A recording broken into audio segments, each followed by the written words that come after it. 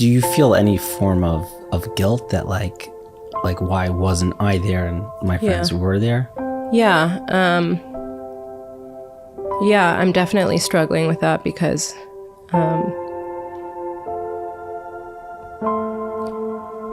I'm struggling with that. Welcome back to another episode of Inspiration for the Nation. In this week's episode, I sit down with Maya Delman. Maya was supposed to be by one of the places of the attack, but miraculously, she was not there. We talk about the pain of losing her friends, as well as the guilt that she feels for not being there, and her message of hope for everyone, even though we're during one of the darkest periods of the Jewish nation. This episode is in memory of Shimon David ben Yaakov Shleima, as well as Miriam Sarah Bas Yaakov Moshe. You will hear in this episode me talk about how incredible Twillery is, how incredible the Tefillin project going on. Will you hear about them and how you could make a difference in an Israeli soldier's life? You're going to hear about how Touro might be the next beautiful chapter in your life. And you can also hear about Moisaca Press, one of my favorite publications out there. I have literally hundreds of svarim and books from them. And you're going to also hear about one of their most special books, Daily Aliyah, which has been changing my life, and it will change yours too. Here's my conversation with Maya. I'm Yaakov Langer, and you're listening to Inspiration for the Nation. Okay, so I'm very happy that you're here today. And, sadly, you thought you may be somewhere else a few days ago. Could you tell me, with the group chat that you're in? And Yeah. So the owner of the Nova Festivals is a very good friend of mine. His name is Nimrod Arnin, and he started this a few years ago it was during COVID actually. It was just a few of us who were coming together while the whole world was shut down, and he would start bringing in alcohol and DJs and whatever, really made beautiful parties for just our friend group and expanded, and now has this huge festival company. So whenever there's an event, I'm normally at them, and we have our friend group chat. It's about 5 of us. And he always, tells us about which events are coming up and says Chevre, I'm going to get you in for free, whatever you want, whichever one of you wants to come, let me know. And so this one, he was just so excited about, was just telling us, all the information about the lineup of DJs that are going to be there, the amount of people that are going to be there, the location. And I was just all my friends were in the group chat just being oh my gosh, it seems huge, amazing. Wow, can't wait. I'm going to be there. So all my friend group is saying, I'm going to be there. And I'm here in America because of my dad's accident. And I'm just feeling first of all, I'm missing my people and my life so much. And now I have to miss this huge party that they're all going to be at. And so I had a lot of FOMO. I felt really sad about missing it. And then I went to sleep, time difference, whatever. And I woke up to a bunch of messages. Are you okay? Are you okay? Are you okay? And so I didn't know what was happening. I figured maybe someone was in an accident, or I don't know. I could have never imagined the magnitude of what happened. And then someone wrote back, I'm alive. And so I'm alive. And so I was what is happening? And it's middle of the night here. So I still was just I was looking things up. It was guys, what's happening? What do you mean you're alive? And they're there was a terrorist attack. And so even still in my head, I'm oh, I live in Tel Aviv. I live in Israel. I've been there for about 6 years. there have been numerous terrorist attacks. So in my head, it's a stabbing and killed 1 or 2. Not that that's any better, but still not, not at this magnitude. I could have never imagined. So, I guess a few minutes pass and my mom calls me crying in the middle of the night, and she's Israel's under attack, everything. And so out of nowhere, just every one of my friends are calling, checking in on me, being are you there? Are you there? Because normally I am. And so I'm really lucky that I wasn't there. But unfortunately, all my friends were. And seeing the videos, and it's just, I could have never imagined that anything like this could have ever happened in Israel. to that many people in the horrific way, and I just could have never imagined anything like this, and it's just been really a really hard few weeks. Every single person that's died, every single person that's, even the people who have made it, like, I doubt will ever be the same. It's like to experience this amount of trauma and to see all your friends. Like, I have one friend who told a story. She was in, I don't know if you've seen the clips, but there were clips that they like tried to hide in the bomb shelters and they threw grenades in. So a friend of mine said that she was in there, and the impact, she was all the way in the back, so the impact directly killed everyone that she was in there with. And since she was stuffed in the back, the other bodies took the impact and she made it out. So the thought of living through that, I mean, I don't even have words for that, but I know that there are so many like trauma specialists banding together in Israel, especially with my friend Nimi, who made the party. He's now like really putting his all into bringing resources. He made like a link that tells everyone what rights they have after being involved in this, psychologists, healthcare, whatever. So it's tragic. It's really tragic, but I know that Israel is doing the best they can to, I guess, provide any sort of relief that they can after this.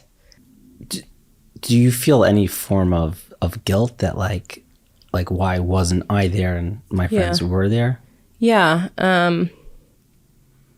Yeah, I'm definitely struggling with that because I'm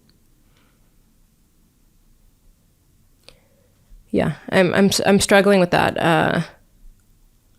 Like I said, I normally am there, and so part of what's hard for me almost is that a lot of my family and close friends are like, oh, thank God you weren't there. Thank God you weren't there. And I'm like, all my people were. And part of me is like every single video that I see, every single clip, it's like, it's not just something like you see in China of horrific acts. It's like every single person is like close to my heart, and it really could have been me. So yeah, I'm trying not to, but I do hold guilt around like why I'm not in Israel with my people, going to funerals with them even, and I'm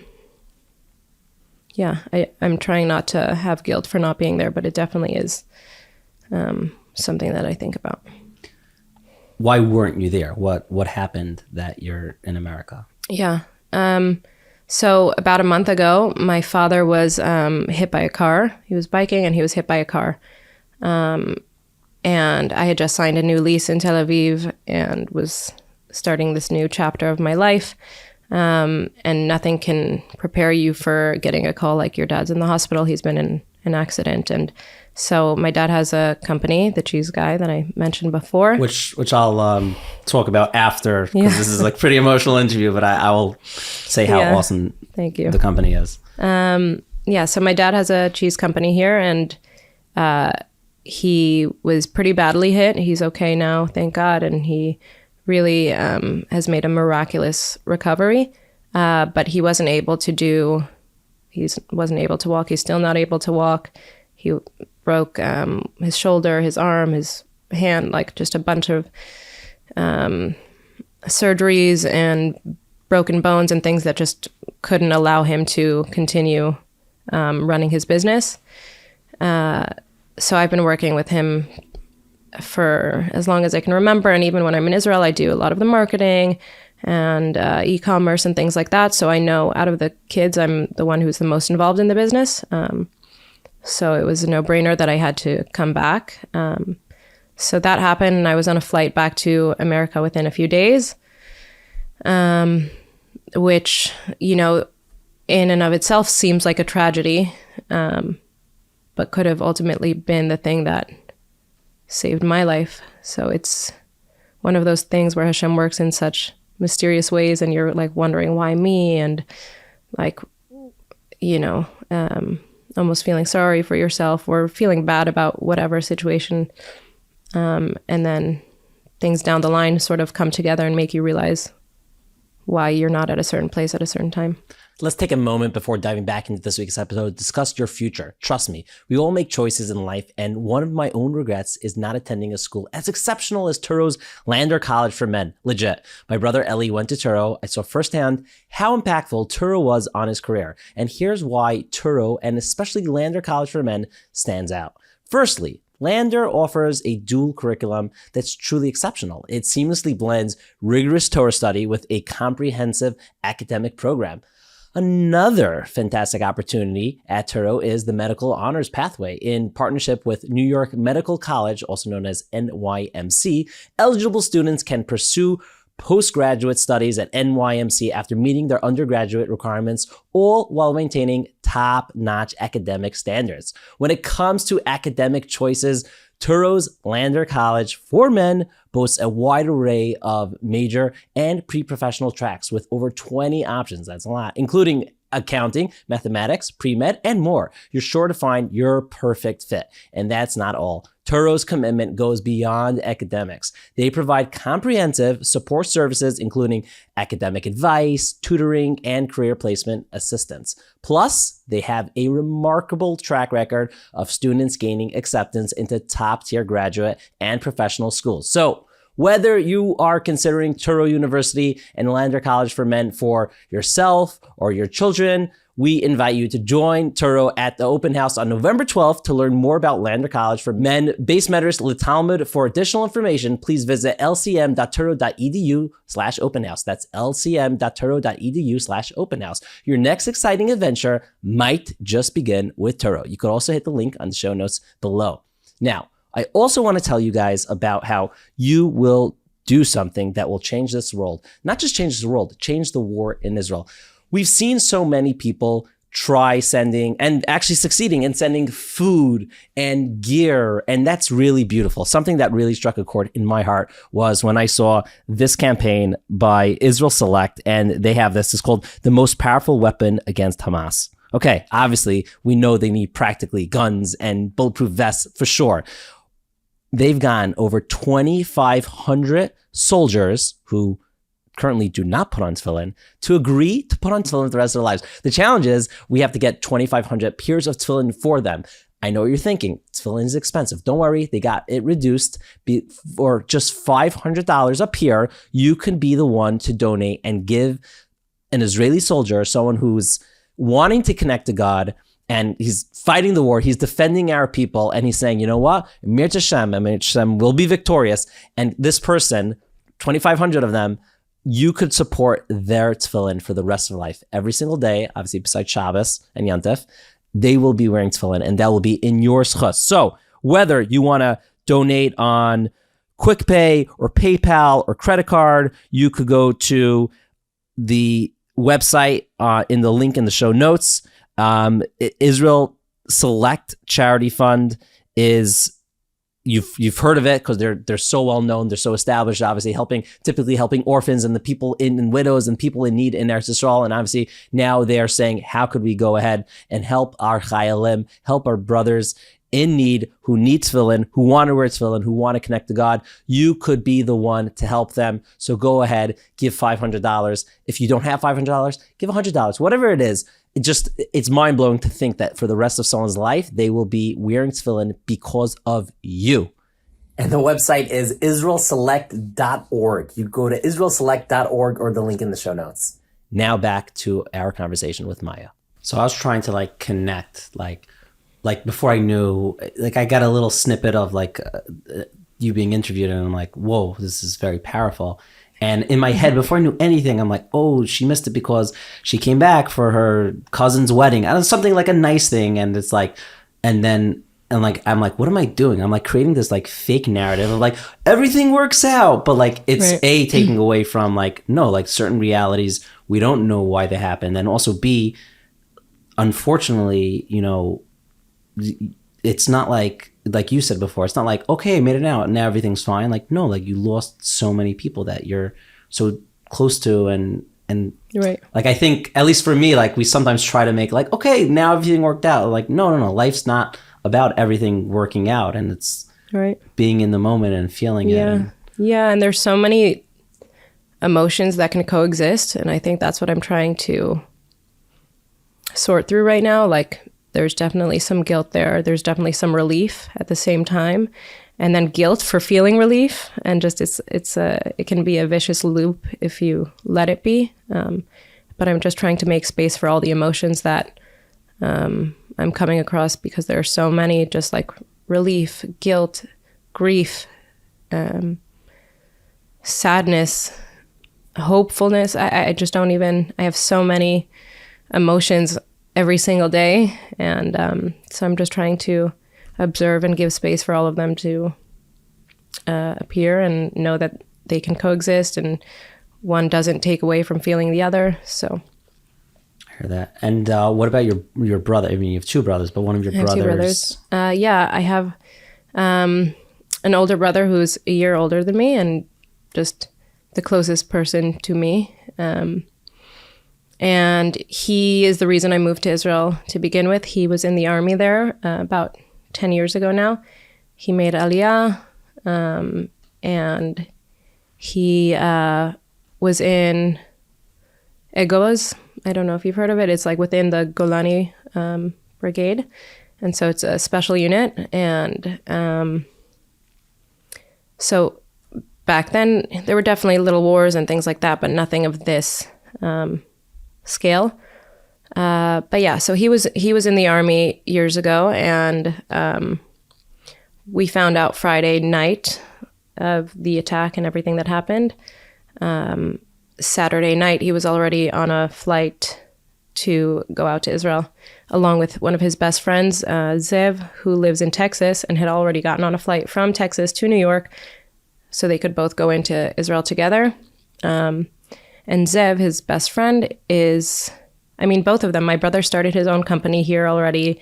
He's living a really happy life in America, just, building up his company, living the American dream, and to go from that to war zone in 24 hours is insane.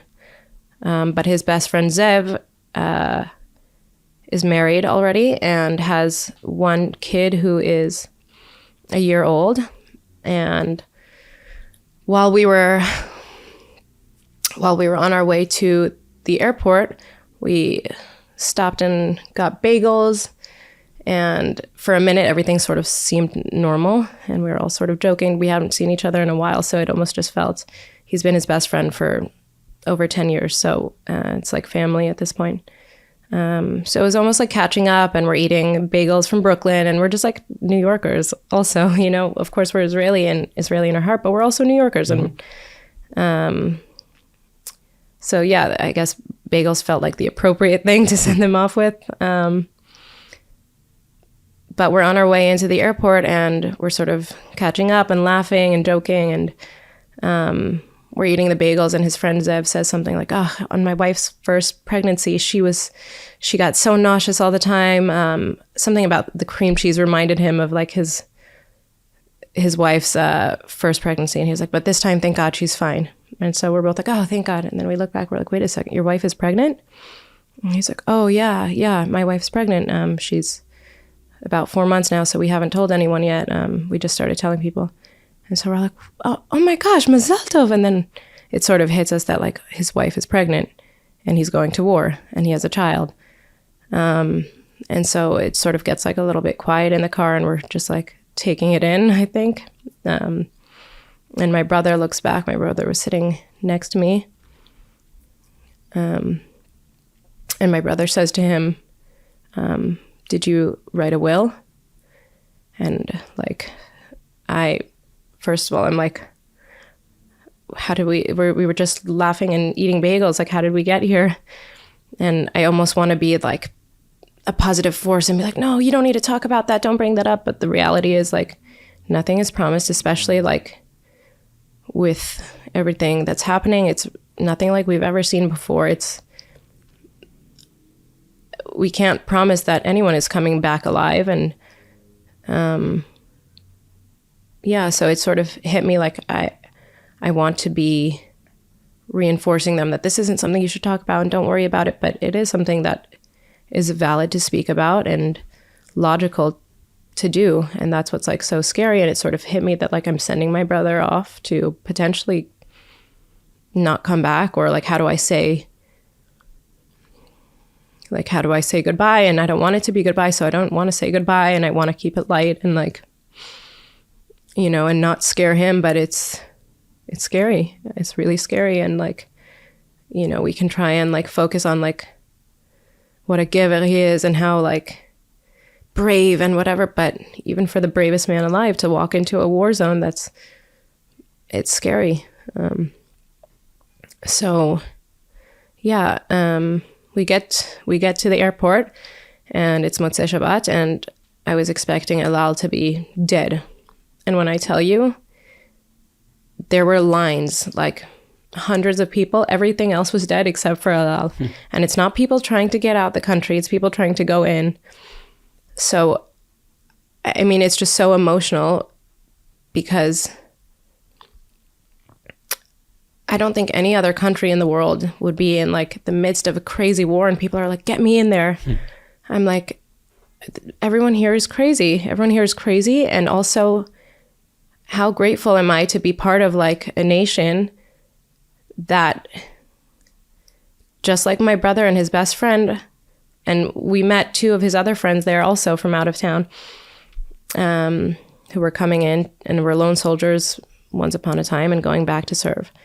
So I was hit with this, like, on top of sadness, this feeling of just being so grateful that I'm part of this nation that is so there for each other, is so united, is so special. It's just so special. There's nowhere else in the world that people would be lining back up to go into a war zone. We'll be back to this week's episode, and particularly there's a very special moment coming up. But first, let me tell you about two things that are on my heart. First of all, I've been telling you about the past few weeks, Daily Aliyah, a book that, or a sefer I should really call it, that has been transforming my life. But to all you listeners who are giving me the feedback, thanking me for going and buying the book. I've had people send me pictures that they're reading the book, that they went to the farm store, or they went online, dailyaliyah.org, to purchase the book. It's transforming their life because basically they're going through the Parsha every single day. They're breaking down the Aliyah, and more than just telling you what's going on in the Aliyah, it's giving you inspirational points that obviously you're coming here for inspiration, that you're learning from our avos, right? You want to hear about Avram Avinu. You want to go through Parshas Lech Lecha or whatever Parsha we're going to be up to when you're listening to this. You don't want to just do Rishon and Sheni, which is very often something we do. You want to go through the entire Parsha, and that's what Daily Aliyah does.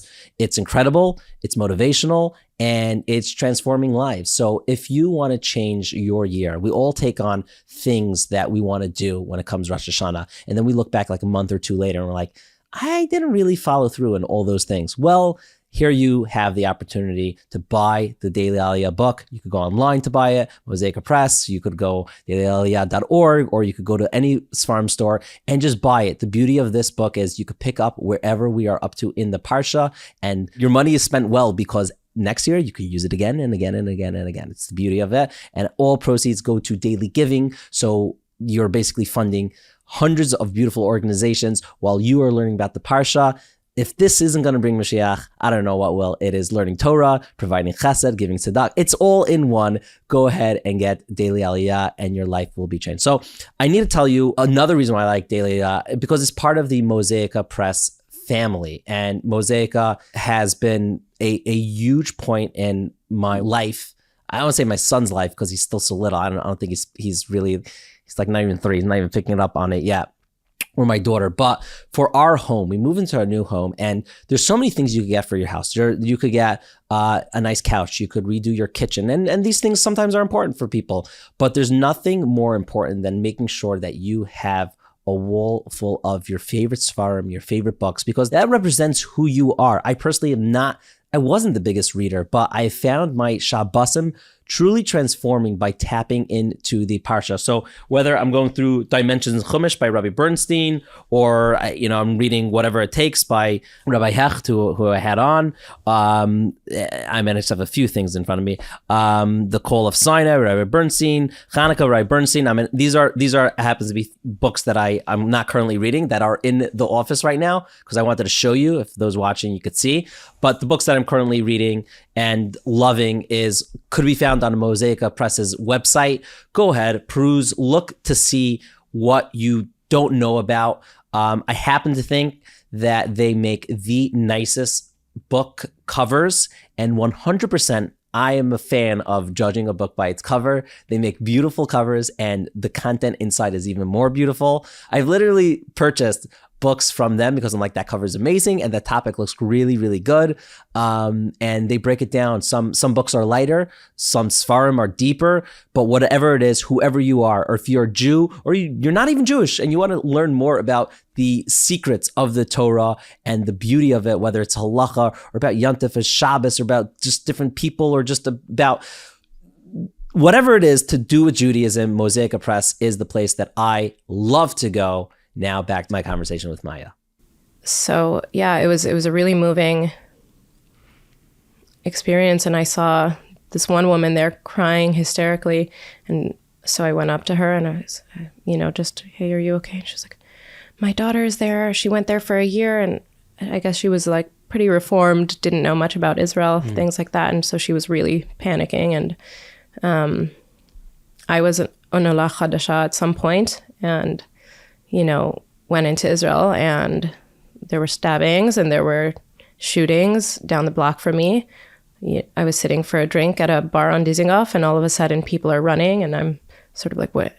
Do I run also under the table? What's happening? So I can imagine that it's scary for a mom, but that's the reality of living in Israel. But so, yeah, she's freaking out saying like, I need to get her out of there. I need to get her out of there. And what are you doing here? What are you doing here? I was like, well, my brother's going. And she's like, how are you okay? How are you okay? And she's freaking out. And I don't know if it's just that, like, as a people, as Israelis, we're so accustomed to war, or it's so normal to be risking your lives for your country, even if it's just living, even if it's just like, I didn't serve in the army, but I knew that like living there has its risks, and it's also like a sacrifice that I think you need to make when going there. As much as it's like the most beautiful country in the world, there are risks involved. So I sort of was there and telling her like, everything will be okay, and she'll come back and everything is okay. But she was sort of like stunned at just the fact that they were going in to fight. And I think we as Israelis have had to really build up the strength to be strong for specifically the men who are fighting. And I told her something that I really believe, and I do think that the women in Israel play a huge, huge part in the survival of the country. Not because we're fighting, and a lot of them are. I was going to say us. I didn't fight. A lot of them are. A lot of them are in combat intelligence, and the country wouldn't be the same without them. But even in the sense of the support and the strength that we have for the men that are fighting, and it's being like a grounding source, being like, sending them with courage, sending them with love, and like, not instilling fear into them, just like knowing that Hashem has a bigger plan, knowing that you trust Hashem, no matter if you know the outcome at the moment or not. And it's a very scary thing, but it's like the biggest test of your emunah. And it's like, obviously I don't want to send my brother into a war zone.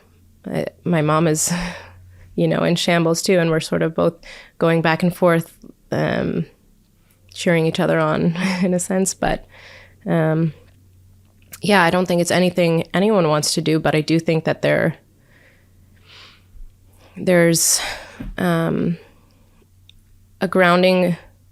sense of grounding that comes with like, the being strong for the people you love. And if my brother were to go in and we were going, oh my God, you're going to die, or God forbid, whatever, with a frantic energy, he would go in frantic and maybe afraid. And we can't be that for the people we love. They know how scary it is. They see it firsthand. So we have to be the things that are, hey, I can't wait for you to come home.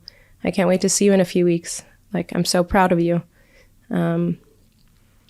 So I shared this a bit with her, and she just said, like, I mean, I am just in awe, and like, I'm so grateful for your strength, or whatever it was. But she sort of really calmed down, and we just spoke about, having emunah and having faith that everything works out, because I firmly believe that. So that was the airport, and now my brother has been there for about 2 weeks, and we've just been organizing shipments nonstop, getting donations, which is so impressive. It's so impressive and so heartwarming. I've just gone into like, I don't even know how to explain. I've gone into like a crazy person. Like, I'm just like, okay. And I don't know if it's like distracting or whatever it is, coping. But we need this amount by tomorrow. We need this amount for vests. They're going into battle and they don't have bulletproof vests. We need 50 bulletproof vests. Within days, we got almost $100,000 in donations. Wow.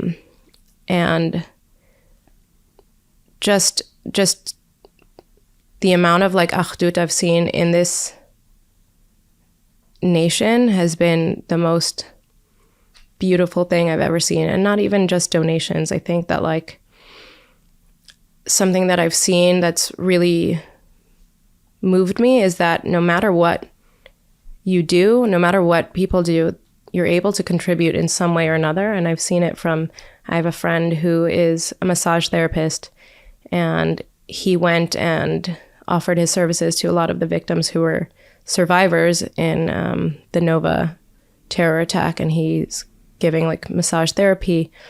I have another friend who's a nutritionist, and she's posting online like, hey, if you're overeating these days, if you're not eating at all, it's okay. Be kind to yourself. Like, know that it's a stress response. Like, just in the littlest, smallest ways, you can contribute no matter what you do. I have friends who are content creators, even like what you're doing right now. You're spreading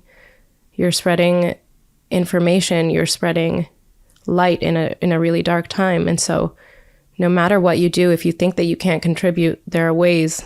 You don't have to be in the front line fighting Hamas with a weapon to be contributing.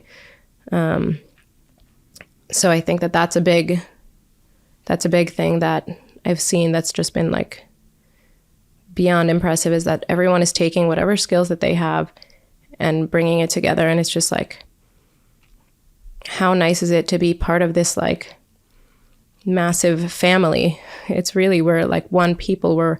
It doesn't matter if you know them directly. This is your family. Your family is hurting right now. And so everyone is coming together. And, the amount of donations, my best friends in Israel are making food and really putting their heart into this food. And we've gotten donations for that. We've gotten donations for vests and tactical gear, things, even like sweaters. I have a friend who has like an electronic company, and she was like, do they need G-Shocks? I'm going to send over G-Shocks. I'm like, amazing. Like, so just the Jewish people can really band together and be so incredible. So as much as it's like a scary time, there's also been so much light in this. And I think that that's what I'm trying to hold on to. It's very special. Okay, lastly, it's one more thing. You've been watching this show. You know that I need to tell you guys about Twillery. And more than that, you will be hearing a quote from my father. I was walking with him on Shabbos. I was wearing my Twillery suit. My brother Eli made a bar mitzvah. And of course, I am rocking the Twillery suit by the bar mitzvah. Eli's rocking it. My father, and I quote, and he watched this, so hi, Daddy. And I quote, I told mommy, we need to get rid of the rest of my pants. All I need is my Twillery pants. My father he's in the Twillery gang. He loves it. And if you want to see how amazing Twillery is and you haven't yet tried them, you will get $18 off when you use the code word INSPIRE. Code word INSPIRE. Go to Twillery.com. When you spend over $139, you get free shipping. You will get, in my father's words, quote, the best pants in the world. I am very much like my father. I have said that quote as well. I love their pants. I am right now rocking their vest. I don't know exactly what it's called, but it's awesome for like these chilly days, but I don't really need a coat, but I also like pockets, and I feel like I'm an investment banker now. I'm wearing a nice, awesome shirt, literally the most comfortable clothing in the world. You look good, you feel good, but most importantly, you get a return on your investment. These are clothes that last. I have their pants for over 5 years. If you want amazing shirts, whatever it is, I mean, the undershirts, out of this world. Go to Twillory.com, use code word INSPIRE. Now back to my conversation with Maya. You kind of have every reason now to never go back to Israel after, getting out of that horrible situation. And then even practically, you're helping your father run his business now. And I'm sure you're very busy. Do you have any intent on returning to Israel? Yeah, definitely. Wow, I can't wait. I know it's crazy, but I want to be with my people. I want to be with my country, and it's super important for me to be there and to continue to support from within as well. Like, I'm part of my guilt, I think, is not being there for sure, but I'm using that as fuel to do whatever I can from here. But I do think that, like, when you make a commitment, it's almost like a marriage. When you make a commitment, it's not only in the good times. It's like there are going to be bad times, and I'm committed to being Israeli. I'm committed to being a Jew. I'm committed to living in Israel. And that means it comes with hard times. And I'm not going to take a flight somewhere else and abort because it's a hard time. Like, I think if everyone chose to do that during the hard times, there would be no Israel. So it's really important for me to be there. And so. Okay, so I want to finish off with a question. It might be hard to answer. It might be too premature, but I think you're going to do a good job. What advice would you have for yourself when, I guess, that day or the time that you found out the news, what had happened? Right now, I mean, it's been like about 2 weeks since then. What advice would you give to your only 2 weeks younger self? Yeah.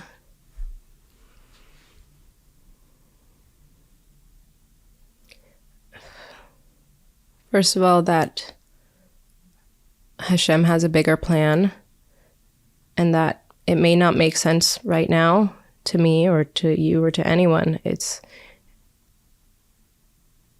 confusing, and you can ask questions as to why, and why did this happen, and how could you let this happen to our people if we're, your people, why, how. So to know that, like, it's valid to question that, but it also doesn't defer from your belief in Hashem. It's okay to, like, have questions and still firmly believe that there is a greater power that's looking out for, the greater good. And then also just to not only be gentle with myself, but with the people around me. I think that I found myself getting frustrated with a lot of the world, especially being in America. And the world is just going on. And so I went to the gym a few days later. It was, I spent the first few days just like sobbing and not leaving my house. And I really am a very active person normally. So I really tried to get myself, to be active. And I went to the gym, and there was loud music playing, and everyone was sort of just, I go to CrossFit. And so it's a very like shchunati, it's a very like communal vibe. And so everyone is, joking and laughing and doing whatever it is that they do on a normal day. And I'm looking around like, how are you guys? Like, nothing is normal. My life is literally in shambles, and everyone I know is suffering. And how are you guys happy? And I got really frustrated, and I like cried and I left.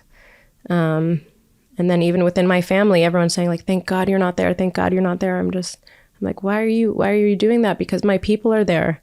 Like, so I think it's just having patience with the people around you and understanding that like everyone is allowed to have their own experience with it. Even my friend who was trying to organize a Shabbat dinner the next Shabbat being like, oh, I'm inviting this one and this one and this one. I was like, I'm not ready to be around people. I can't be around people and make things fun and easy-go-lucky right now. I just don't understand how you can do that. So it's just, I think a lot of it has been like to let everyone cope in their own way and to understand that, you know, my connection and my experience, not everyone has it to the extent that I have, and that everyone is going to, just cope in their own ways. And like healing doesn't look the same for anyone. So just to be gentle with myself and with others around me, and to also prioritize self-care, I think, because the past 2 weeks I haven't, other than that day that I went into the gym and cried, I haven't gone into the gym. I haven't done any like yoga or meditation, which I normally do. So I do think like to be kind to yourself, because on top of everyone suffering, like you suffering with them doesn't help. It doesn't help anyone. If, of course, feel your feelings, but to like put yourself in a down, Israel doesn't need that. Israel needs strong people. Israel needs us to be strong when they're not, or the people suffering need you to be strong when they're not. And, you know, you being sad won't make them feel any better. But you know, doing what you can to help, including giving back to yourself and being a full person, I think that's what they would want to. So I'd also like to add that I think in the beginning, or still, seeing all this happen, there's a war that's happening in Israel, but there's also a war, it seems or feels like, on social media. And social media is a really scary place to be a Jew right now. And for every positive comment or supportive comment, I see 500 negative comments, or I'm receiving death threats or whatever, just like horrible things. So if I could give myself any advice to dealing with this, it's just not to be afraid to be a Jew, not to be afraid to stand up for my people and the things that I believe in. And I think for me, to be a good Jew means to be a good person. And before this happened, I was moving through life with just like trying to make people's days better, trying to put a smile on someone's face. And since this happened, I've just been so dark, so to myself. And I've seen a lot of people, and a lot of my friends have even said, like, I'm afraid to be Jewish right now. Like, I feel so isolated being a Jew. A good friend of mine is in Brazil, and she's like, I don't know, I'm like afraid. I'm really afraid. And I think the best advice I could give to myself and to others is not to be afraid to be a Jew, to continue shining your light, to continue exemplifying what it means to be a Jew, which is like having good midot. And dafka, now is the time to make a Kiddush Hashem. Now is the time to like outwardly show that you're a Jew while you're being, you know, the kind person you are, while you're having the midot that are taught to you in Judaism or in the Torah. Like, be kind to others, make someone's day, be proudly who you are. And I think that is something that I'm working on moving forward. I'm not going to let, you know, tragedy make me angry or hateful. Like, I want to continue moving through life as the person that I am, which is someone who wants to spread light and kindness and love. And that's, to me, what it means to be a good Jew. So I think that's what I would tell myself. Don't let hate make you hateful. Don't let hurt make you resentful. Continue to be loving in a scary, scary time. Maya, thank you so much for coming in. Thank you. Thank you so much for watching or listening to this week's episode. If you got this far in YouTube, go ahead and leave a special message for Maya. She will be reading the comments. Stay strong. Let her know that you're thinking about her, you care about her, because that's what we're about. That's what the Am Yisrael is about. If you haven't yet, go ahead and check out Touro. Their open house is happening, and it might be for you, it might be for your child, whatever it is. Go check them out. If you haven't yet, use our code word INSPIRE with Twillery. Every week I get multiple texts from multiple people asking me for the code. Here's the code. The code word is INSPIRE. Go to Twillery.com and you will get $18 off when you use the code INSPIRE. When you spend $139, I am wearing this vest from them, the shirt from them, even my undershirt is from them, my pants are from them, socks are from them, not my shoes. But Twillery, you got to make shoes. And also, Daily Aliyah, if you have not gotten that book yet, go to your local Sfarim store. You can buy it online in the links below. Incredible, incredible book. And speaking about incredible books, it's made by Moisaca Press, which is incredible. It has been changing my house. I recently moved into my house last March, and we are filling it up with as much Moisaca Press books as much as possible. Just got a book on Avram Avinu. Maybe you'll hear about that next week, but just go ahead and go on their website, go into the farm store, pick up one of their books. They are changing the game. Lastly, I just want to add in that Maya came here, and one of the things she's doing is she is helping her father's business, and you've probably heard of it, the cheese guy. You've seen it in our supermarkets, and it's the best cheese in the world. She actually was very gracious. She brought over, she's like, oh, let me bring over some cheese. I'm like, it's like one of these weird instances, because I'm like going to talk so heavily about very serious things that happened in her life very recently. It's a lot. It's a lot for her. It's a lot for me. But I actually love that she brought over the cheese. Aside for cheese being delicious, like we ate a little and everyone in the studio had some.